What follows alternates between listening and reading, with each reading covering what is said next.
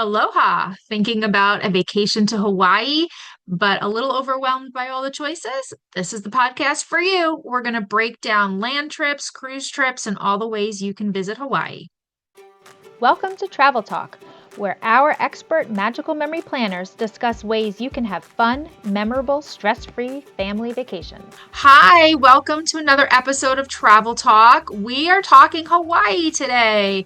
So I'm excited to kind of walk through this destination with you. If you've been listening to our podcast for a little while, you might know that we've kind of done some of these overviews for other destinations. We've covered Europe, we've covered Alaska.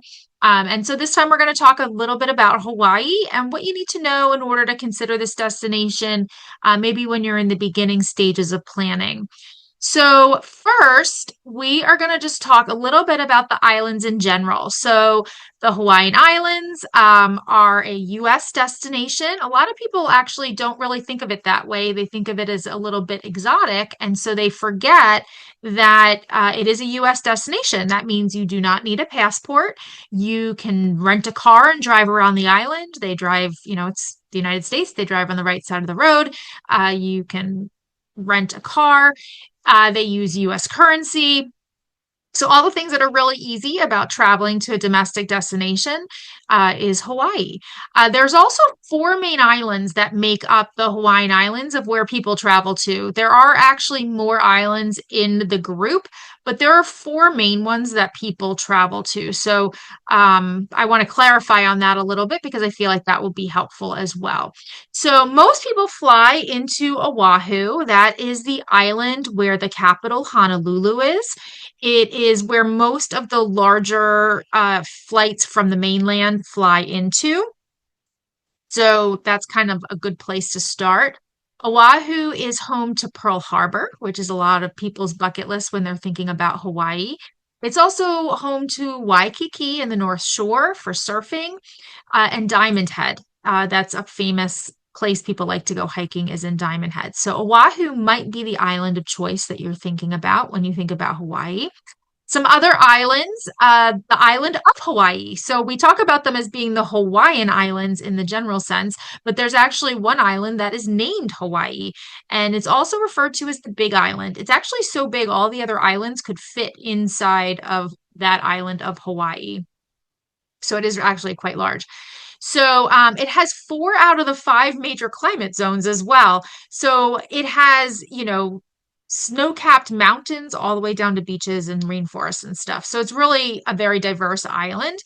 It has black sand beaches. It has a lot of volcanic activity.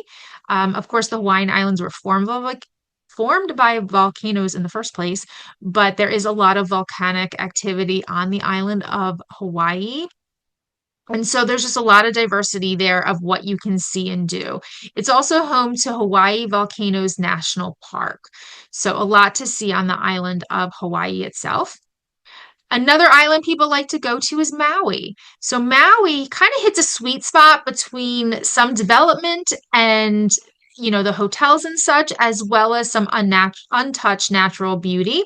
It's highly popular for couples, especially honeymooners and foodies. And one of the things that people like to think about doing in Hawaii is driving the scenic road to Hana or Hana. That is on the island of Maui. So if that was on your list, that's where you'd want to be to do that. And has beautiful beaches, of course, as well. Another island to mention is Kauai. So Kauai is more undeveloped. This is more of a tropical paradise. There is still beautiful places and hiking and that type of thing, but a lot of nature, not so much of the luxury big resorts and the resort towns and the tourists and all of that. Kauai is a little bit more remote and a little bit more quiet. So that kind of gives you an overview of the main islands that people generally will travel to. Oahu being generally where people will fly into and then do inter-island flights to some of the other places as well.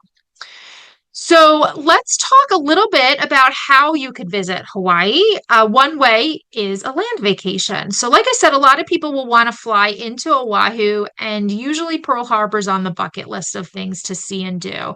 So, one of our favorite resorts on Oahu is actually Aulani. It's a Disney resort and spa in the region of Ko'olina. It's on the south side of the island, a little bit further from the airport, in a really quiet little area. It's on the opposite side of the island from Waikiki in the North Shore, which is like a lot of the touristy area. So it's in a really nice, quiet spot, makes it a really great home base for a trip to Oahu.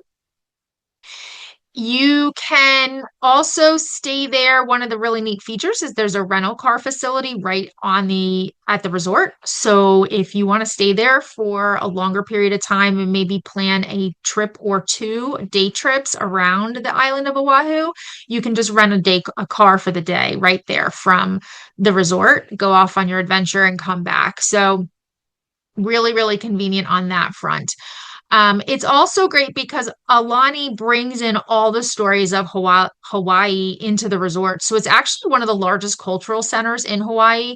There are some other cultural centers you can visit as well, but Alani is actually like a cultural center in and of itself. They have a authentic luau. They have a restaurant called Olelo, which is the Hawaiian word for word.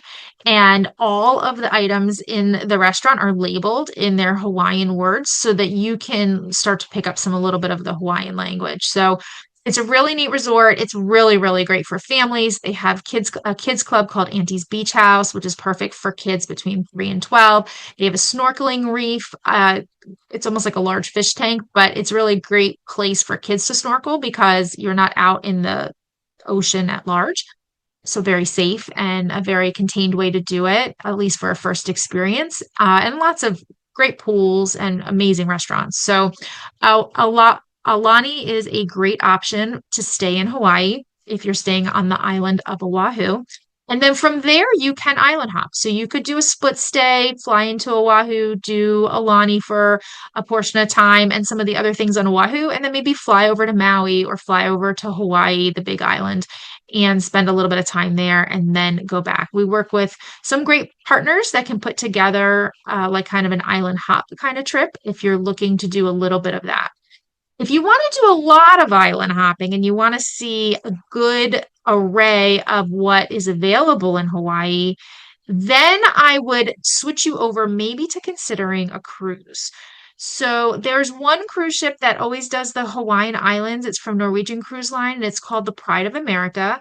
It departs out of Oahu, so you can fly right into Honolulu there and maybe fly in a day or two ahead to adjust to the time and go see Pearl Harbor.